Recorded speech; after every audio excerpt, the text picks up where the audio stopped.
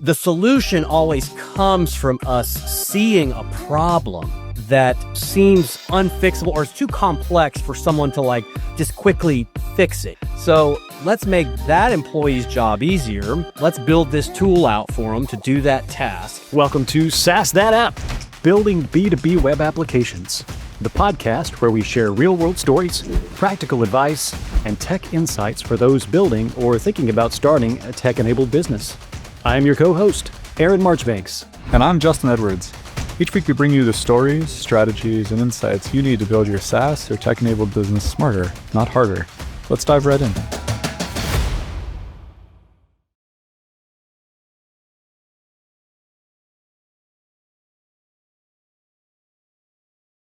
All right. Greetings, as always, to my co-host, Justin Edwards, CIO of Delta Systems. Good afternoon, Justin. And also joining us today is our guest, Reid Lyle, founder and owner of Fast Yowi Tees, which does custom screen printing and embroidery, among many other things that he's going to enlighten us about, and does that on just about everything, and I think actually including face masks for COVID.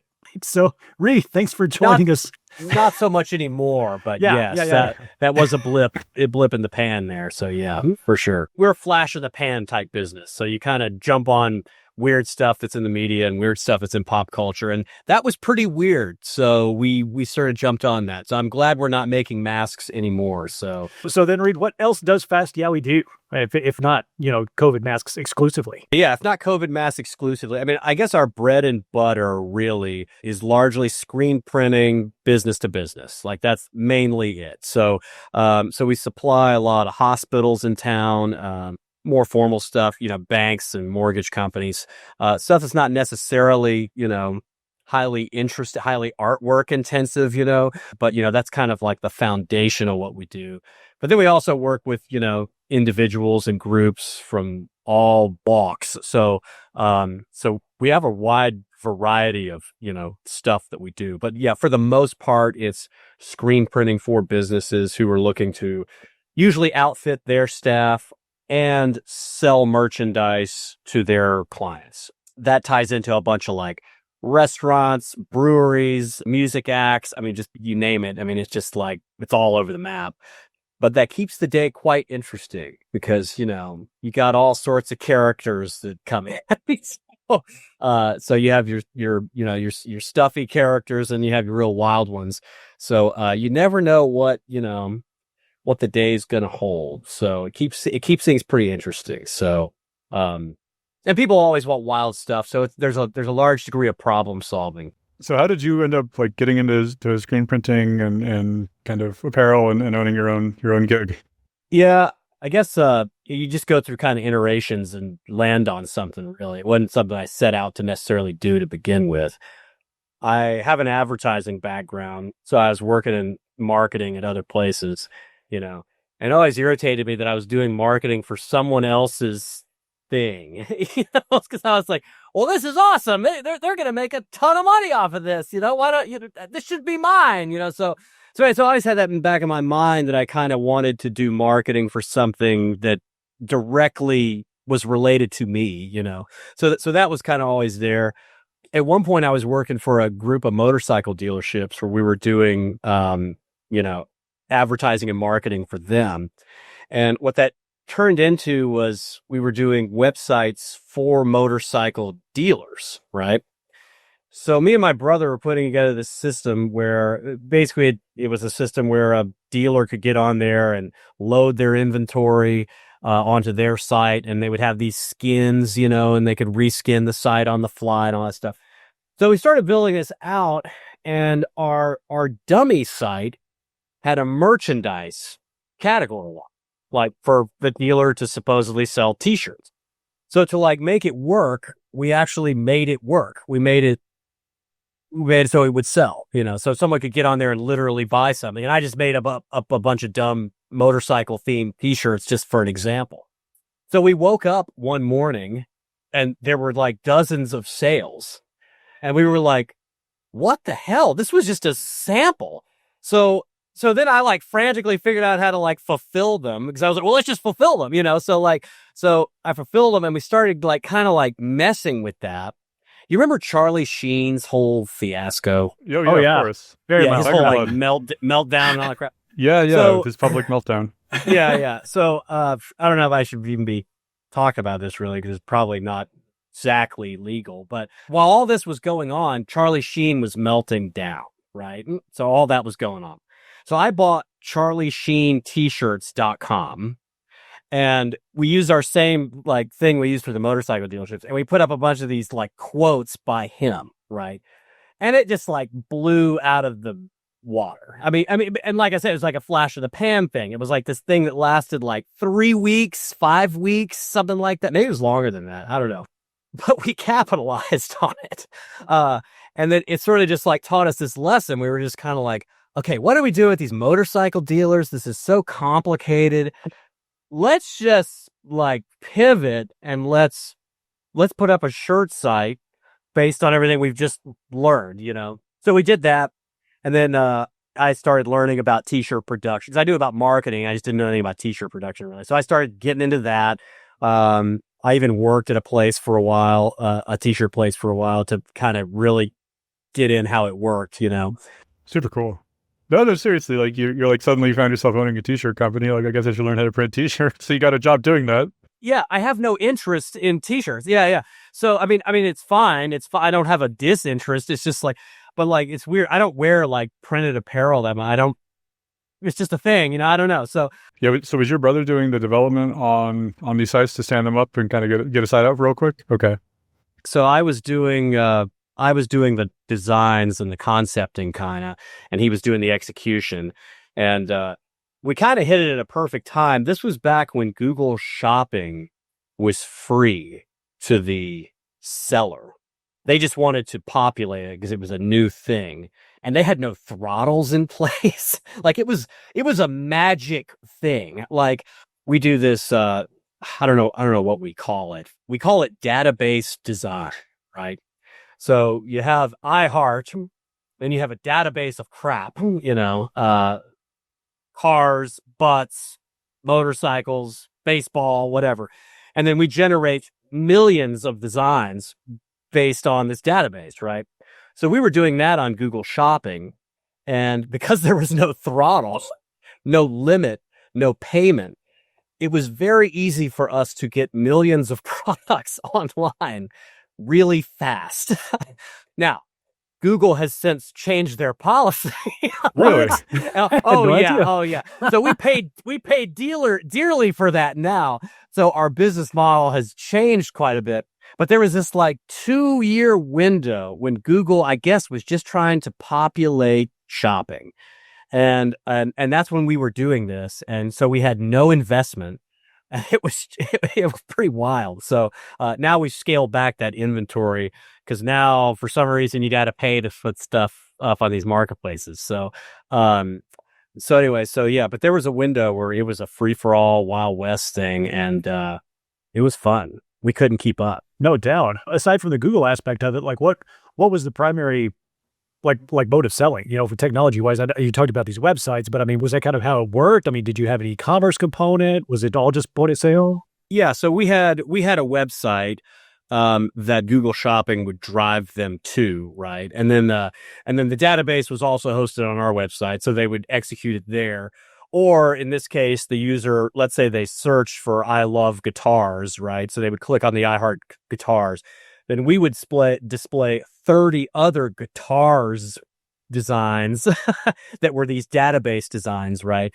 And we would display that as well. So the sell-through rate was pretty good. Like if we could get that click and they were on Google Shopping, that means they usually had their wallet out. They were trying to, and you know, it's all gift stuff largely. A lot of these people are not buying. They're like, it's usually, honestly, we figured out, a lot of grandparents who are buying stuff for their grandchildren, and they know nothing about them.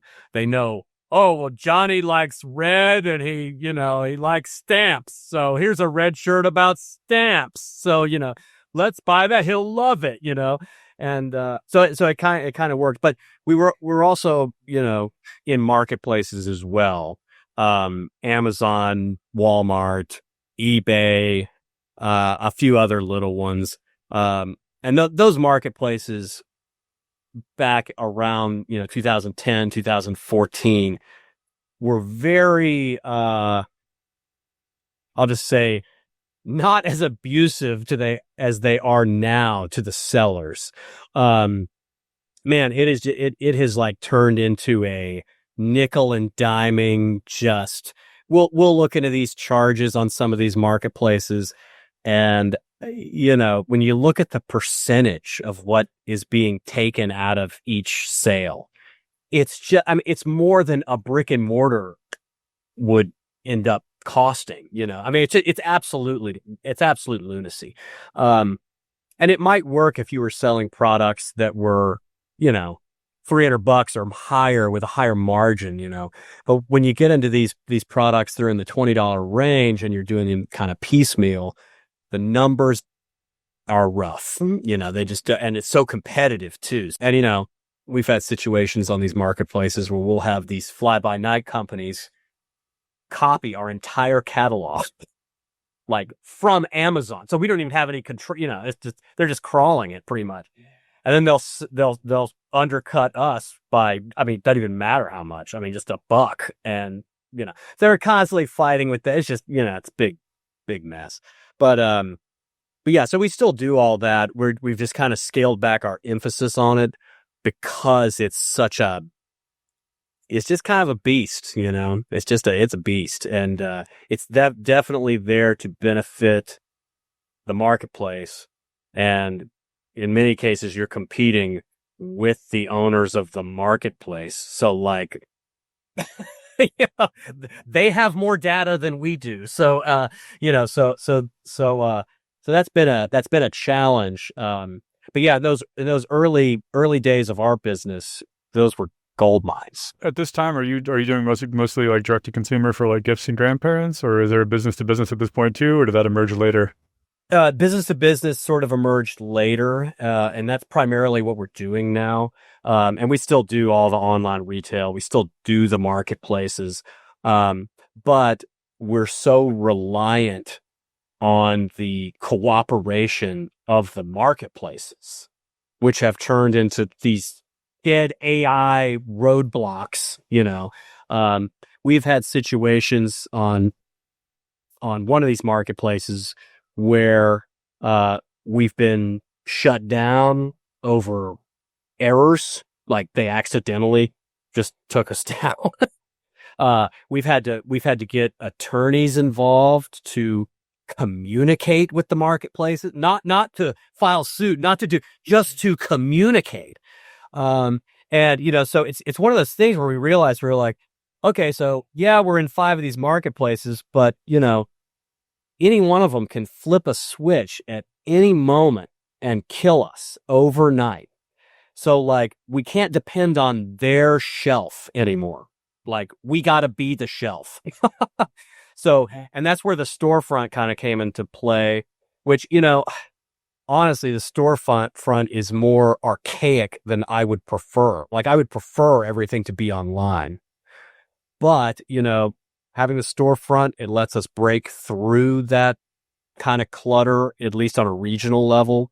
It does provide a big level of trust that we wouldn't perhaps otherwise get. They can come knock on the door and cut my throat. They don't have to send me an email to cut my throat. So, so that gives us a stability that allows us to kind of play around with these marketplaces, take everything we can, of course, and push it as far as we can, of course. But if they can us, it's like not the end of the world. Well, it's amazing that you have that relief valve of having a storefront and having that. So like, we work with a lot of customers who have Android apps and iOS apps, and the same problems you're talking about, where the only way you can get a response from these people is from their legal department via an attorney.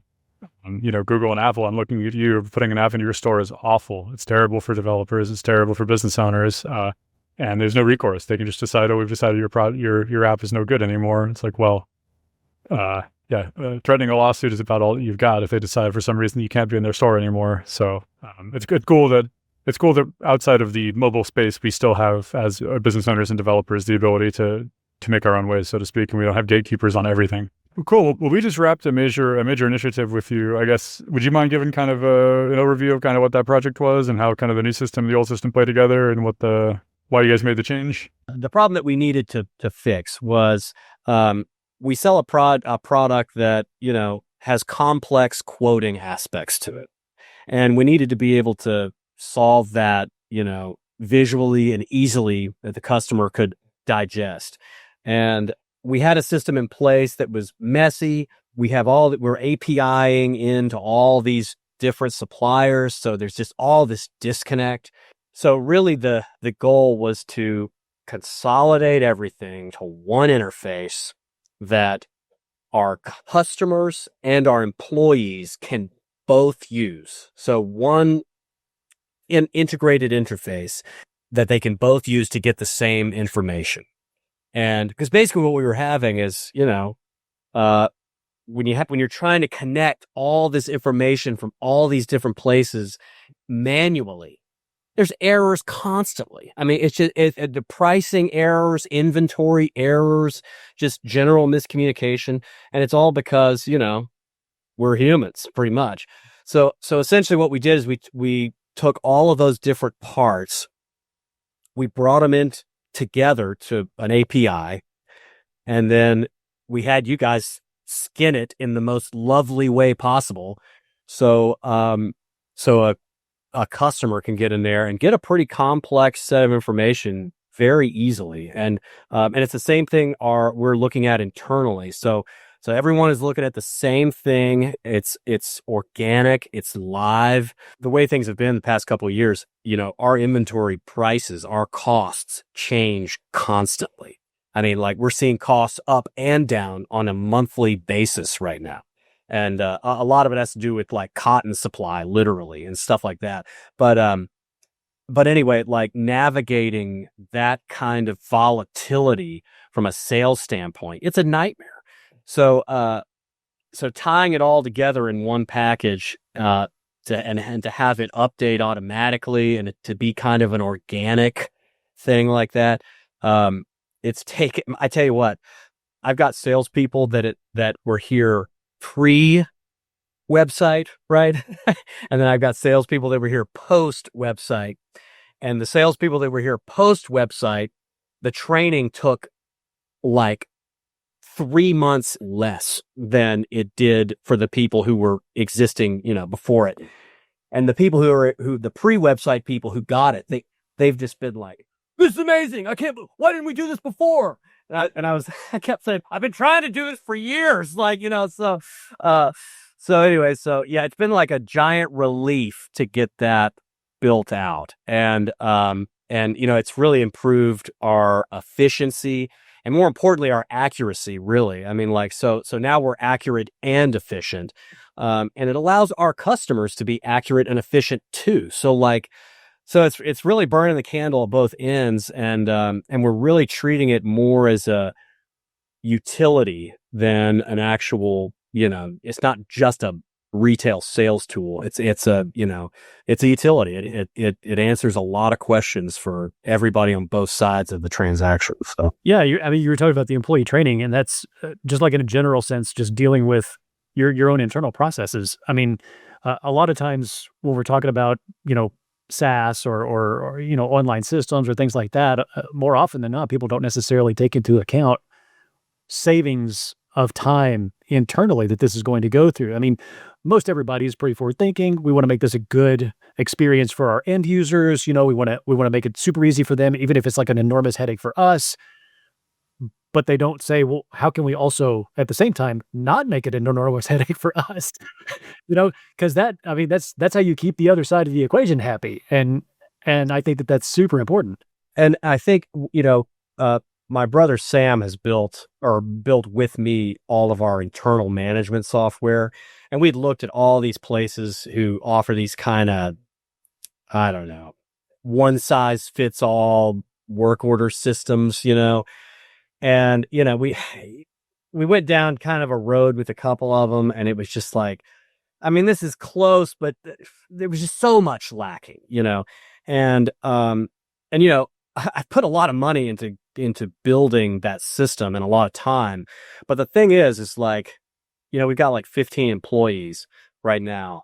I would expect I would have to have 3 or 4 more employees if we were running on one of those other systems, because of how much streamlining it does, the automatic scheduling it does.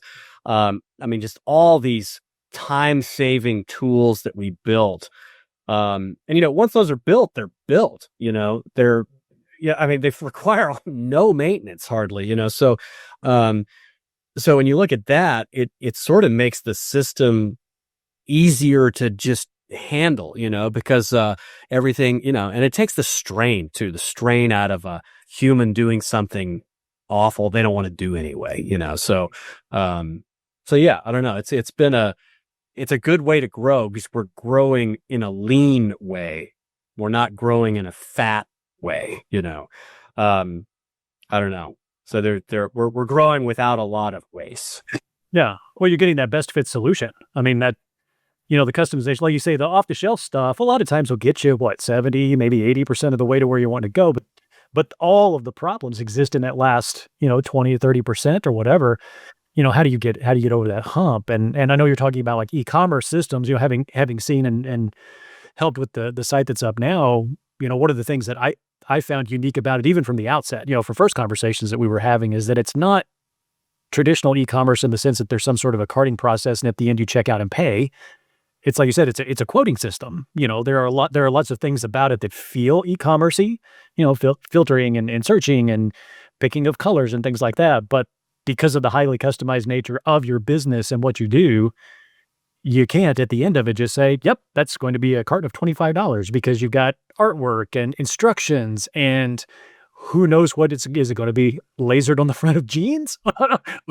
And, wielding the giant inventory has always been a problem. And now we finally have compartmentalized it to where you can really it's kind of crazy. I go to my supplier websites now, sometimes when I'm looking for other stuff that's not on our site. And I'm like, God, this is so irritating to use because I'm now used to our system. And I'm like, God, why don't they just do it like we do? It's just, I don't know. So, it's interesting, but yeah, so now I'm spoiled now, I guess. So yes, I don't know how that's gonna pan out, but yeah, it is interesting. Yeah. Getting it tailor made. And, every time we build internally, a solution, the solution always comes from us seeing a problem that, seems, unfixable, or it's too complex for someone to just quickly fix it, and it's never like we're doing a feature because we want to irritate the staff or we want to,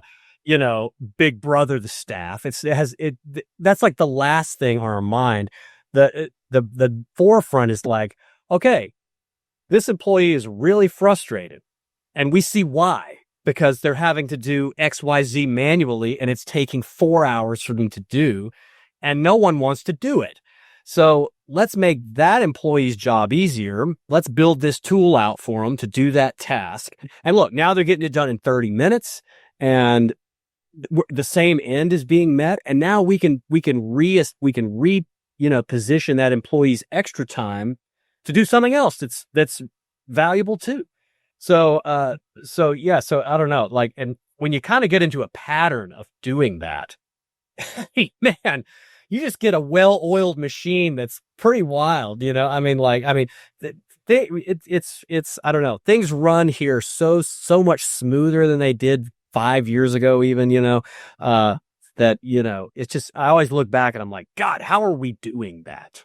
How are we functioning without this, So yeah, the investment in the tech to simplify systems, and it's, and again, it's not just about the money saving. It's about making the staff a little happier, and that probably does translate into money saving because staff hangs around longer because they're not pissed off all day.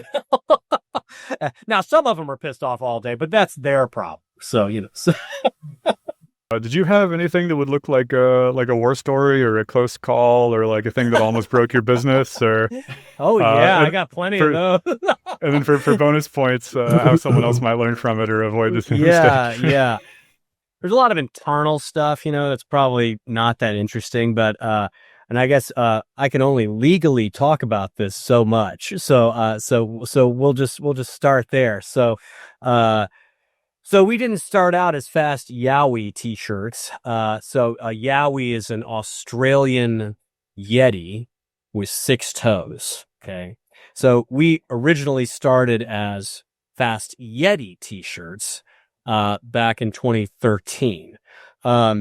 So there's only so much I can go into this, but I'll just say that I got sued in the state of Texas by Yeti Coolers in 2019. I was served with the lawsuit while I was putting my unborn son's car seat into the car at the hospital. Pretty classy. So anyway, so I when we had picked the name, we were worried about a company called Yeti Cycles that makes bicycles, and they also made some clothing. So we were all freaked out about this bicycle company, but we were like, well, you know what? We print T-shirts. Let's just, we're filing a trademark that's in a different class. It's a different category. Let's not communicate with them and do it anyway. So we did it. And I guess the whole reason Yeti even came into play, I was obsessed with the Rudolph the Red-Nosed Reindeer Bumble growing up, like hardcore obsessed with this Bumble. So anyway, and I guess I still am sort of obsessed with it. I don't know. So I guess I was afraid of it growing up, and then I liked it, and then when his teeth came out, it really freaked me out, and anyway, so I wanted to keep integrating that fear into my daily life. Yes, right. So anyway, so I got sued in Texas for infringing on Yeti Coolers' rights to Yeti. And anyway, we kind of had a battle for at least a year, and basically it became apparent to me that they were not backing down. Then it became, part of me was like, oh, as a matter of principle, I'm going to ride this thing through. I'm going to be a cowboy about this. Those are expensive words. Oh yeah. Oh yeah. So during that year, I'm getting my bills from my attorneys and things like that. And I actually, this was right when my first son was born, right? So I hid this from my wife for months because I wanted her to focus on the kid, I didn't want her to think, oh, is our whole lives about to crumble, Yeah, there's no way that came back to bite you, right? There's no way. Well, I came clean about it, and I told her why I kept it from her, and I think I kept it from her for a good reason. And I guess if it had escalated to a point where I thought it was, if I thought it was really serious, I probably would have spilled my guts. But, she was suspicious. I was taking weird phone calls in the backyard and stuff, which is not something I normally do. I kept saying oh yeah, Henry's crying and let me go out in the backyard and take this. And, I'm screaming at some attorney. So anyway, so it basically, after a lot of soul searching, you realize, okay, if I change the name, am I going to lose any clients? No. What am I fighting for here? Really? I'm fighting over air. What a first world stupid. This is stupid. So I just walked away, and I walked away from it. I settled with them. And then, we changed it to Yowi. And what kind of is a benefit now is if you get onto Google and you search Yeti, right? You get a litany of crap forever. So you get the cooler, you get the bicycle, you get a bunch of other companies, you get the actual Yeti and every documentary you can think of about that, But if you search Yowi, we're first. I mean, like we're it. So, and we did a variation of the spelling too, where we dropped the E of the real Yowi to give it a little more uniqueness and to, it make the trademark a little stronger, because now I'm like, okay, like I'm going to do this right this time. Lesson learned. I got it. Right. Lesson learned. This is going to be ours. So I think like, while it did cause it definitely caused some stress in a short run. And that was that was probably 18 months of me freaking out, And what was good about my sign, when I changed the sign, I only had to change 2 letters on it, which I think made some people kind of mad on the other side of the lawsuit that I just had to change. And it's funny, when I changed them out, like the blue of the letters, you could tell which letters were new, and which ones were like weather beaten. So anyway, so that was kind of satisfying right there. But in the end, I think it benefited us from just from a search perspective. And that's like not something I ever considered really until it happened, or until after it happened. I didn't even consider that as like a benefit.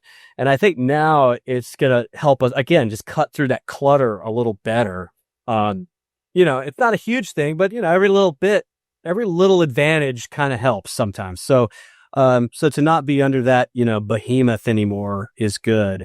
But yeah, I didn't know what was going to happen. So that was a really touch and go situation there. Well, I had no idea that Yeti coolers did custom apparel printing.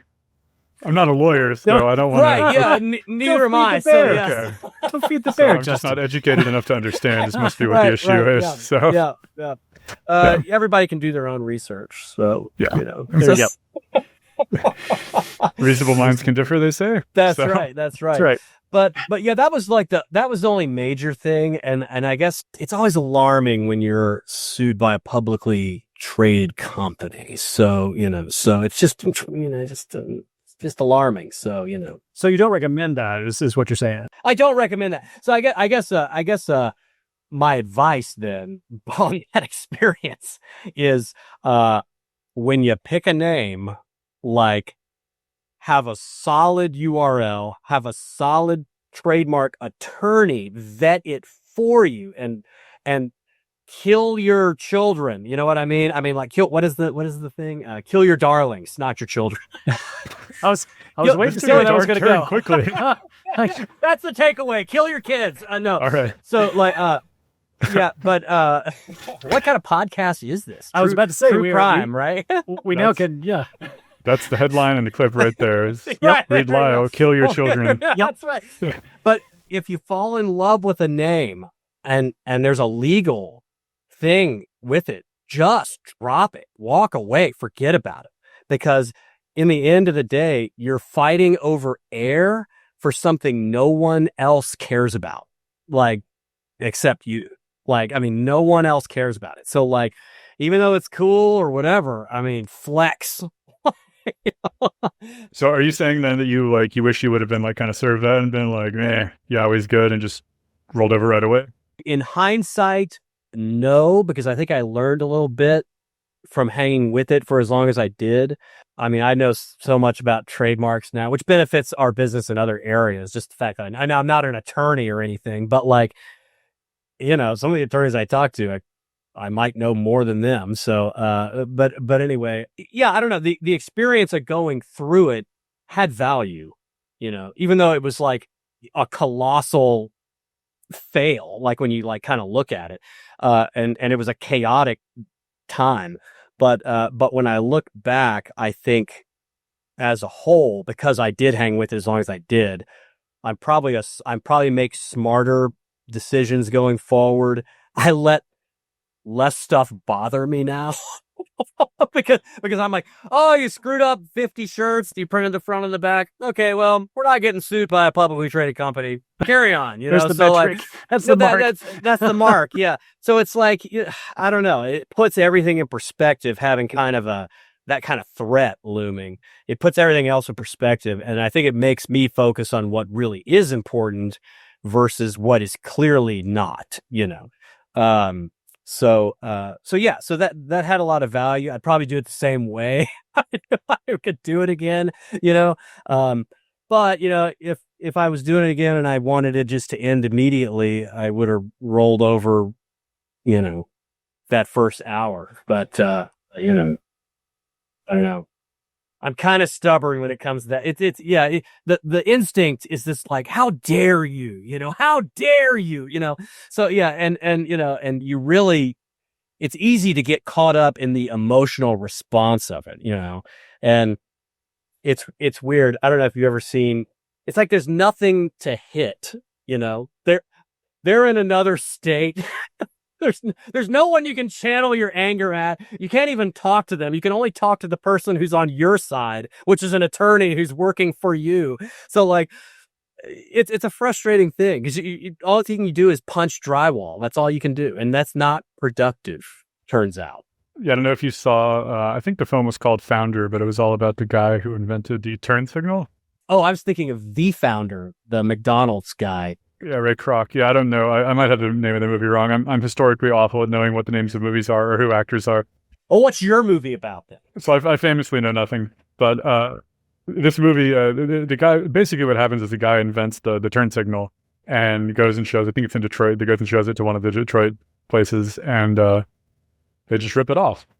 And they don't credit it for him, and they don't pay him anything for his invention. And I think he had a patent on it or whatever. And he goes to war with all these car companies for his entire life, and it ruins his marriage and all his kids. And he's just like, I invented this one thing this one time, and they stole it. And he was absolutely right. And he did, at the end of his life, get his vindication that he invented this, and they ripped it off from him. But it's just like, dude, you're a brilliant inventor. And like, you just hung up your entire inventing career to go pay lawyers and spend your entire life in this legal fight. Like, go do something else awesome. Like, let it go. Also, these companies have a lot more resources to pay lawyers than you do, and sometimes that matters more than whose side the law is on. Oh yeah. I mean, when you have in-house attorneys, I mean, it's you're gonna win. So but yeah, that I get your point. Yeah. Well, the big takeaway for me is I did not have sued by a publicly traded company on my entrepreneurial bingo card, but I'm going to add it now. Because I haven't done that one yet, and it sounds like a hell of a lot of fun. So it's a learning experience for sure. But yeah, that is interesting. Yeah, because that guy could have gone on to do all sorts of stuff. I think that's kind of what they were trying to say with the movie. At least that's what I took away from it. And I probably got the name wrong. I don't know who was in it because I'm bad at that kind of thing. I bet airbags were around when he was doing the blinker. There was another one too about the wipers with the delays. I think I've heard about the wiper. Yeah. Okay, you're right, Aaron. That's what it was. It wasn't turn signals. Okay. It was wipers. Oh, yeah. Okay. I told you. I you will get, do know I will nothing, get, right? That's okay. I will get none of the story right. I'm here I to won't help. get the name right, and I don't know who's in it, but I'll tell you what the movie meant to me. You got the point right. Yeah. Yeah, I'm sure there's a lot of folks over the... I think the movie I was thinking about was The Founder, which I think is about the McDonald's guy who apparently... Did he lift it from somebody else, or somebody else had come up with that system? McDonald's wasn't his to begin with. Now he may have made it better. I can't remember, but it's a similar thing where someone goes 90% of the way there, and then somebody else steps in and does the rest. So it looks like Flash of Genius was the name of the film, so not The Founder. There was actually also a movie called The Founder, which was indeed about Ray Kroc, and yeah, he basically went to the McDonald's brothers and negotiated the franchising rights, and then essentially wrested the business away from them after he scaled it intensely. Did he do the automation then, or he probably did all the automation? I believe that they had the system set up, and all he did was add scale to it. So I think that their big invention was to have all this like assembly line gizmos. Exactly. All this, like, you put this many things of ketchup in these two pickles, and they were turning out food so incredibly fast. Yeah. But anyway. It's weird. I have a fascination with McDonald's. I don't eat at McDonald's, but I have a fascination with the system of it. And I've always wanted to like work there in the kitchen just to see how it goes. Have either of you worked fast food growing up? I cannot say that I have. Yeah. I worked at a Tasty Freeze, but I was kind of I was a bit young. Yeah, I wasn't like a cook or anything. I was doing like busing and stuff. Okay, yeah. It'd be interesting to see those systems because I mean, man, it's this is remarkable how consistent things are when you know. One thing I know about yeah, exactly. And one thing I always am surprised about, I feel like when you go to a Starbucks, I feel like the baristas have the same demeanor and like intonations to their speech even. I don't know if it's just because I'm going to just Midwest or what, but they all seem to have this same just sort of pacing, and I don't know, it's very strange. I don't know. I just feel like it's the same girl at every Starbucks. And I mean, it can't be though. So, I don't know.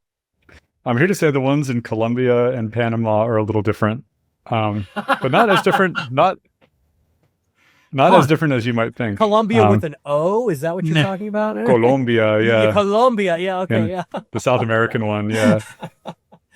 I imagine they have Colombia, a Missouri, different demeanor, so yeah, you're not missing a whole lot. Well, just keep an eye on our time here, guys. Yeah, I know Aaron's got a hair appointment. Am I wrong? Up or down, up or hey, down. this thing doesn't like take care of itself. You know what I'm saying? So, Reid, I do want to ask you though, what is next? What is next for Fast Yowi? What's on the horizon? What are the plans? What's the outlook? So I guess you guys built out kind of our foundation of our site, and I'm gonna eventually start, like, we're using it actively right now, but we're not like pushing it right now. I'm doing an internal expansion right now where we had to knock down a few walls, and we're adding some new equipment here in the next couple months, and that'll essentially triple our capacity.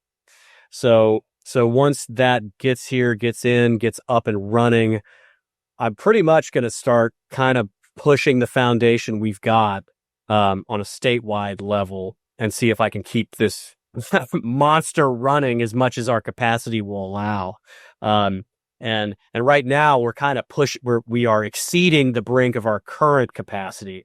So I'm like, I'm hesitant to like actively advertise right now, because it's like, oh, you want an order? Well, guess what? We can't do it. So, so that doesn't really do me any good right now. So, but yeah, I mean, I hope to, by August, to have that expansion completed and have those systems in place. And then, yeah, probably August and fall, we'll start kind of actively pushing and try to fill this beast up. And then, if we could fill that up, I'm probably going to sit here for a minute. So I have no, I think there's such a thing as being too big. You can get to a point, and then it's kind of like, why push it further when it's just going to make yourself miserable, So like, I think if we do complete this expansion successfully, that'll be plenty for me to chew on and to do and to fine tune and all that stuff. And we won't need to, grow much anymore. So, or more than I can tolerate, at least. So, I don't know. You seem like the guy who's going to find that plateau and get bored and then find the next one. So, well, it is weird. I was telling one of my guys the other day, I was like, well, the website's basically done. When we get these new presses in, what are we going to do? Like, what are we going to do all day? Like, I hope we're not just going to print shirts. That's going to be boring. So, so I don't know. So maybe I'll open up a Tasty Freeze or something like that. There you go. Happy to help you out if you need someone I was about to to clear say. tables. So I need somebody to clean up the tables. I'll be the world's most expensive, least economically productive busboy. Yeah, we're super over time. My last question was, is there anything I should have asked you about that I didn't, or anything else you would share with someone else doing this crazy business stuff that we do? Well, I don't know. I covered all the drama. So The drama's the good stuff. All the fun stuff you got. So I could talk about print heads for a long time if you want to talk about print heads, but and unfortunately we're out of time. Yeah, there's a lot of really boring stuff in this business. But I'm sure in your business there's no boring stuff. No, right? no. So, Every day is Everything I do is incredibly fascinating. Well, Especially thanks for your help on compliance. my project, and thanks for having me on. This has been Absolutely, fun. Reid. So, Thanks for taking yeah. some time to talk Fast Yowi with us. So, yeah, where can folks connect with you if they need to, or look you up online? Yeah, just find me at fastyowi.com. There you go. You can get a hold of me there. Awesome. Well, that wraps us up for today. Thank you, Justin, and special thanks also to Reid. You guys have a good one. It was a pleasure to get to chat with you both. Thanks so much. Absolutely. Thanks for cruising along with us on SaaS That App. We hope you grabbed some insights that were inspiring, actionable, or at least entertaining. If you enjoyed the show, don't forget to subscribe and leave a review. Until next time, keep building, keep growing, and keep those apps sassy.